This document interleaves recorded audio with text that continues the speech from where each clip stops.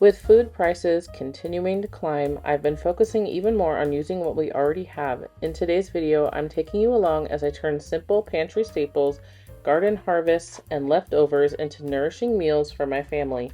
We'll be picking fresh ingredients from the garden, using food from our long-term storage, and grinding fresh flour for bread and making the most of ingredients that might otherwise go to waste.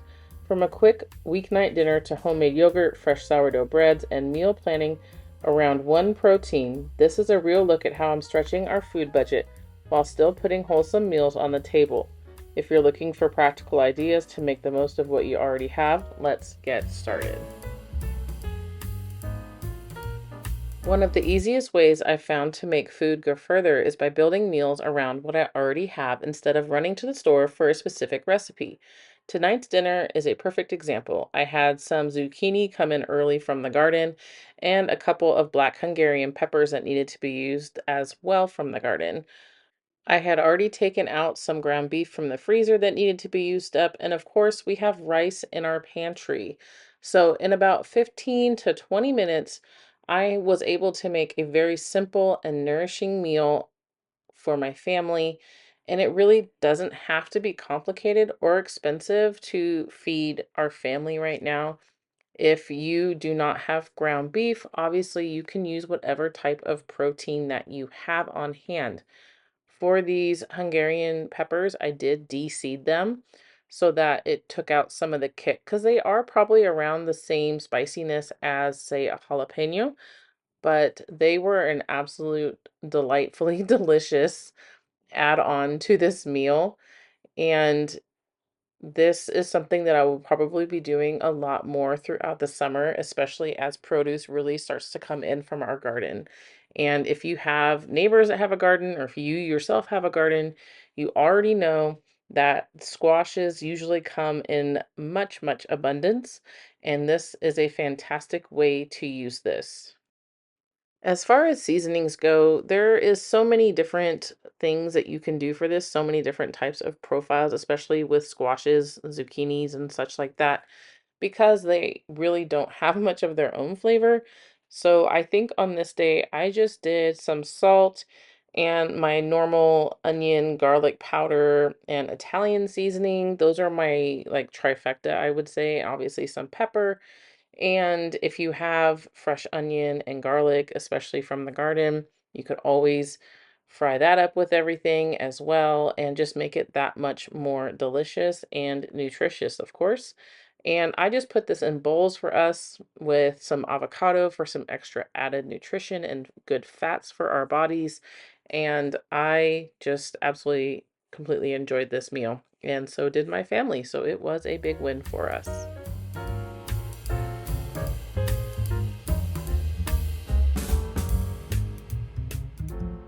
So the next day, I was really already thinking ahead on different meals for later in the week.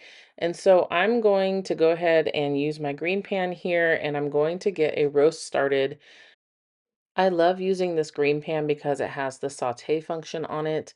If you don't have something like this that can be both a crock pot and a sauteer, then your instant pot, if you have that, it will do that same thing. And it's just a nice, quick and easy thing. I just put some oil in and some of the onions, and I'm going to just saute those up while I get the rest of everything else ready for this meal. And so, of course, one of the easiest ways that I've found to make food go further is to cook a larger cut of meat and use it in several different meals instead of just one. It saves me time, makes meal planning easier, and helps stretch our grocery budget a little further.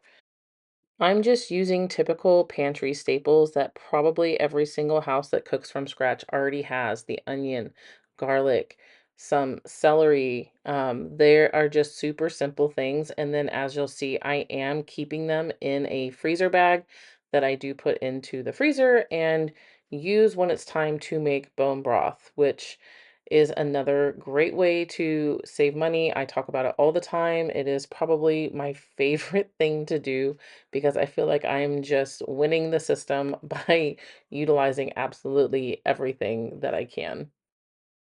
So for this roast, I am just using the salt and some garlic powder and this bourbon steak seasoning that I had picked up at Costco, and it was absolutely wonderful. I will definitely be using this again.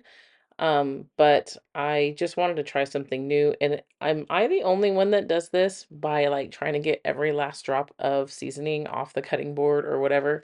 Like I literally just try to get it all on there and make sure I'm not wasting anything. Let me know in the comments if you do that too. So I am just going to sear this roast on both sides. I will put seasoning on the other side as well before I flip it. I still had some homemade chicken gravy left from that whole chicken I used earlier in the week and in the last video that I showed you when I spatchcocked it. So rather than just letting it sit in the refrigerator or going to waste, I'm going to add it to this roast for extra flavor. And then I also have a can of tomatoes with green chilies that I wanted to use. So that's going in as well. And I always just try to work ingredients into meals before they have been forgotten about. And with this meal, it made it taste like a delicious taco or quesadilla, like a salsa. It was so, so good. Another thing that helps me make food go further is keeping a small supply of staple foods on hand. I don't keep these buckets because I'm expecting an emergency tomorrow. I keep them because we use these foods regularly and buying in bulk is often more economical. Things like wheat berries, rice, oats, and other pantry staples give me the flexibility to build meals around what we already have, and they store well, they're versatile, and they help us rely less on frequent grocery trips, again, saving fuel on that as well. Having these basics on hand makes it easier to bake bread, make breakfast, stretch meals, and feed our family with simple ingredients.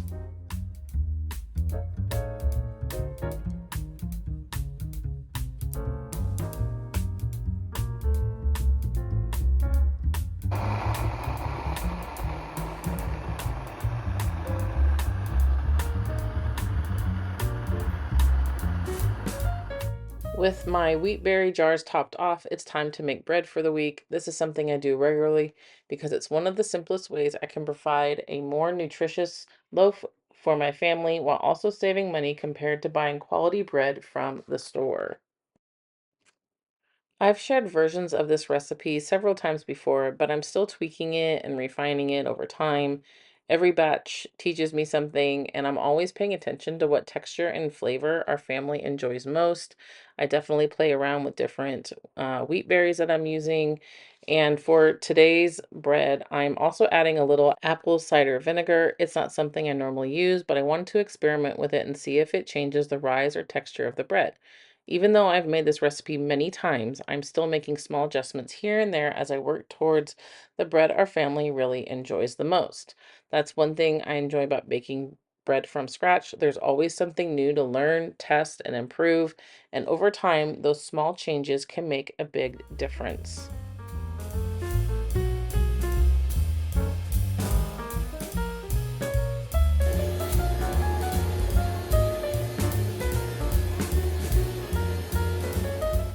Obviously, a really big reason that I like to make my bread, especially using fresh ground flour, is for the nutritional properties and the lack of additives from the store-bought bread.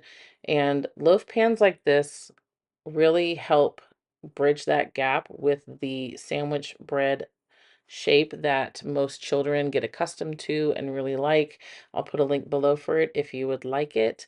And I was really pleased with the crumb of this bread on this day, and making sandwiches with it was just so much easier. And I'm wondering if it really was the apple cider vinegar or not. If you've used it and had good results, let me know in the comments below. I let this roast go for about 8 hours. I think I may have turned it off around the 7.5 hour mark. And like I had said earlier, it came out absolutely delicious. Used it for tacos, salads, all of that. And I'm feeding a family of seven. So a little hunk of meat like this, that's super expensive right now. And I'm sorry, but beef prices are only going to get worse, unfortunately, for many different factors that I'm not going to get into in this video. Being able to stretch your protein, quality protein at that, is imperative right now. And so doing something like this not only sets you up for success because you've been cooking something all day and you can just quickly throw a dinner together. If you're not doing this, I highly recommend that you give it a try.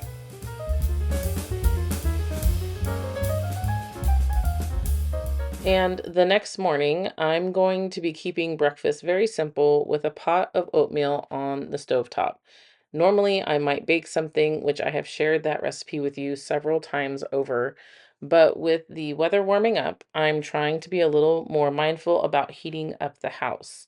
I am definitely someone who likes to have their windows open and cool our house as naturally as possible before turning on any air conditioners. And where we live, electricity is very expensive. So I try to pay attention to those day-to-day choices that can help keep our utility bills a little more manageable. And if I can make a nourishing breakfast without turning on the oven and adding extra heat to the house, that's usually the route I'll take. To me, this is another part of practical homemaking. It's not just about the cost of the food itself, but also considering the resources it takes to prepare it. Small decisions made consistently can make a meaningful difference over time. And once the oatmeal is cooked, I'm going to be topping it with some strawberries and a splash of milk. It's a simple breakfast, but it's filling, nutritious, and made with ingredients we already have on hand. In my opinion, I definitely prefer the baked oatmeal because it also has added protein in it by adding in the eggs, and it looks a lot more appetizing, but this definitely did the trick on that morning. And for dinner on that night, I'm going to be continuing to work through leftovers and ingredients that need to be used up. We still had some of the chicken left from the whole spatchcock chicken that I shared in my last video, along with some leftover rice in the refrigerator. So a simple casserole seemed like the perfect way to bring everything together. For the sauce, I'm using a mushroom soup powder from Azure Standard and adding a little arrowroot powder to help thicken everything as it bakes. It's a simple pantry-based shortcut that comes together quickly and helps turn leftovers into a complete meal. I do not keep condensed can of condensed anything in my house. I always have powders or homemade concoctions. And again, I am here saving my bones for some bone broth down the road. And one thing that I do try to do before opening something new is look for what we already have that needs to be used first. And I found some small little bags of frozen vegetables that had been sitting in the freezer for a while. And so those are going into the casserole. And then I am opening up another bag that clearly needs to be divided into smaller bags as well. And as I was going through my pantry, I'm going to finally be using up the last box of stuffing mix that's been sitting in my pantry for what feels like forever. Sometimes making food go further isn't just about stretching ingredients, it's also about using what you already have before buying more. And this is not something that I have bought any time recently that I can think of. If you've seen it in a grocery haul over the last several years, please let me know down in the comments. But I do not like the boxed anything. It does give me headaches now because of all the preservatives, I would assume, and it's just not something that I like to spend my money on. So I was very happy to get rid of it on this day. I used to make a similar recipe from someone who had given me the idea a long time ago, many, many years ago, actually, that it was broccoli, chicken, cream of mushroom condensed soup, topped with the stuffing mixture, and then again topped with Swiss cheese. And I would bake that, and that was absolutely delicious. So that's kind of what I'm basing this hodgepodge casserole on. And to finish this off, I'm topping it with some fresh mozzarella that needed to be used soon. The other package with it was already growing something. So by the time this goes into the oven, we've turned several odds and ends from the pantry, refrigerator, and freezer into another nourishing meal for my family. And this, again, was absolutely delicious. And I'm so glad that we were able to use up so many different things.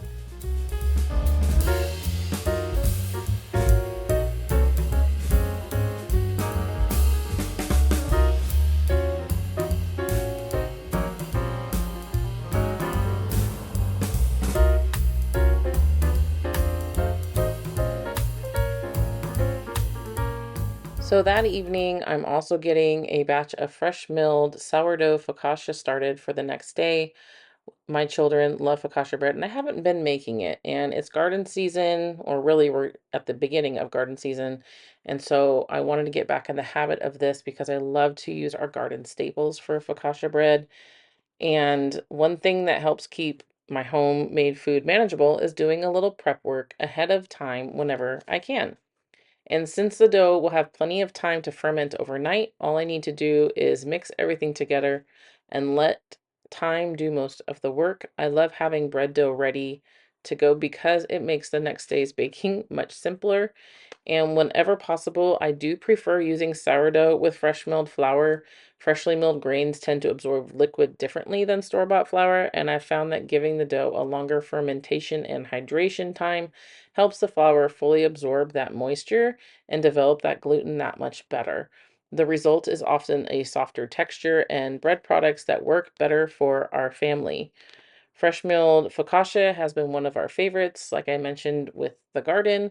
It's super versatile, pairs well with so many meals, and is another way I can turn simple pantry staples into something nourishing and filling. Taking a few minutes to prepare it the night before means we'll have fresh bread ready with very little hands on time tomorrow. And the next morning, I'm making a batch of sourdough biscuits for breakfast. I actually prepared these ahead of time at the same time as the focaccia bread, but I just didn't film it. I have shown you guys this several times before. And so this morning, all I needed to do is add the baking soda and the baking powder and give everything a quick mix, and then it's good to go. And I do prefer putting it back in the mixer for this step. It's just a lot easier, and I feel like it disperses those ingredients a lot better than if I had done it by hand in the bowl. And again, utilizing the sourdough method is just something I super enjoy doing in our daily routine as much as possible. And because it just shows that a little preparation the day before can make busy mornings much easier while still giving us a homemade breakfast. I didn't have to worry about waking up the baby or anything with preparing it the night before, and I knew that everything would be fermented and that much easier to digest for majority of us, and it's just a wonderful tool. And once the biscuits are baked, I like to serve them with butter and jelly for the kids, along with some quality sausage for extra protein. It's a simple breakfast, but one that keeps everyone full for much longer than many convenience foods, especially cereal. Starting the day with hearty, nutrient-dense foods helps cut down on snacking and keeps us satisfied until lunchtime. Other ideas for this is biscuits and gravy. That is another great staple that we do sometimes here in our home, and also eggs, breakfast sandwiches, things like that go really well. And if you just do a little prep work the night before, even the next morning, you can be like, "Well, what do I want to make today?" And it's so much easier and nicer. So with the biscuits finished, it's time to get the focaccia ready for its second rise. And I'll be honest, this dough was not my favorite while I was working with it. The texture felt a little different than what I was hoping for, and I wasn't sure how it was going to turn out. That's part of working with fresh milled flour and homemade recipes, though. Sometimes every batch behaves just a little bit differently. So while the focaccia is rising in its oiled pan, I'm starting a batch of homemade yogurt. This is another staple I like to keep on hand because it's simple to make and can save quite a bit of money compared to buying high quality yogurt at the store. I begin by warming the milk in the instant pot and setting it aside to cool. I've shown you recently how I make my yogurt, so I'm not going to be going into too much detail with that. I will link that video down below for you. And while the focaccia is starting to rise a little bit more, I realized I needed to run out to the garden to grab the rosemary for it. So before that, I'm just putting on the olive oil and some salt, and then I'm heading out to the garden. Mm-hmm. You gonna come? Yeah, I can.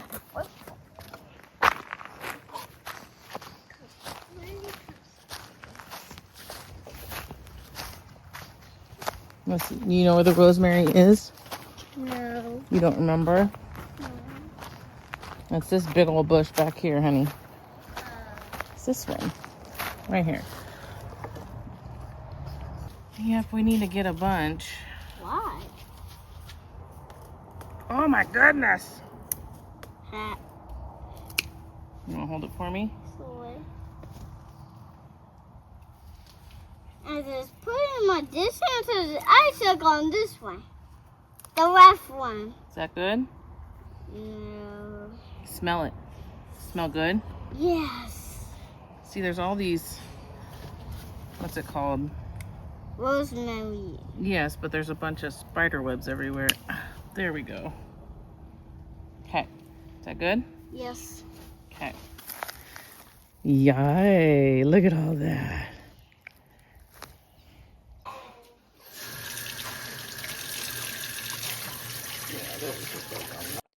I love being able to have my garden with fresh herbs just right outside my door. I feel like it's a big blessing that we are able to just do something like this. Obviously, there are startup costs to most any garden, but if you can be gifted anything or have been gifted anything or can find it in your budget to start even just a little herb garden somewhere, whether it be on a patio or on your windowsill, it will save you so much money in the long run because I don't even know how expensive fresh herbs are these days because I just refuse to buy them. I mean, I'm growing most of them, even if we're out of season, I will use dry stuff instead because last I checked, it was just astronomical pricing, and I'm not here for that. So if you can find a tiny little spot to do it, I highly recommend.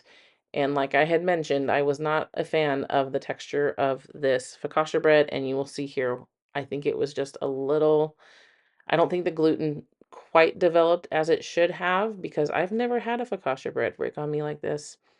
So let me know in the comments if you have any insight on this. It still tasted delicious. We still absolutely devoured this. So not throwing it away by any means, but it was not as pretty as I would like it to have been for sure.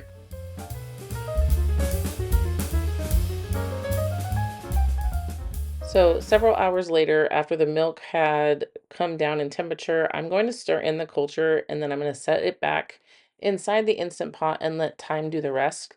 The next day, I'll strain the yogurt to make it a thicker Greek style yogurt, and I will save the whey for future recipes like I have shown you before in the past.